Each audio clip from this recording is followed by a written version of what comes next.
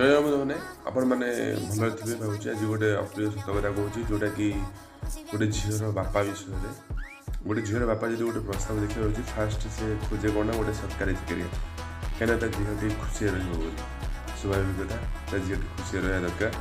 କିନ୍ତୁ ସେ ଭାବୁନାହାନ୍ତି ଗୋଟେ କୃଷି ପରିବାର ବି ତା ବାପା ତା ଝିଅକୁ ଖୁସିରେ ରଖିପାରିବେ।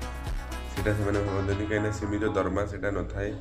ଗୋଟେ ସରକାରୀ ଚାକିରିର କିଛି ଦରମା ଥାଏ, ଏତିକି ସେ ପାଇବ ମାସକୁ, କିନ୍ତୁ କୃଷିର ସେଇଟା ନଥାଏ। କେଉଁ ମାସରେ ମଧ୍ୟ ଲକ୍ଷେ ଟଙ୍କା ହେଇଯାଇପାରେ, ସେଇଟା ଭାବେନି ବାପା। ଭାବେ ଯେ ଏଇଟା ସୀମିତ ଦରମା ନୁହେଁ, ଏଇଟା କମିଯିବ, ମରୁଡ଼ି ହେଇଯିବ, ଧୋଇ ହେଇଯିବ, ଲସ୍ ହେଇଯିବ, ସେଇଟା ଭାବନ୍ତି। ସେଥିପାଇଁକା ଆଜି ଯୁବପିଢ଼ି ମାନେ ପାଠ ପଢ଼ିକି ମଧ୍ୟ କୃଷି କାମ କରିବାକୁ ପଛଉଛନ୍ତି। ଏଇଟା ଗୋଟେ ମୁଖ୍ୟ କାରଣ ହେଇପାରେ।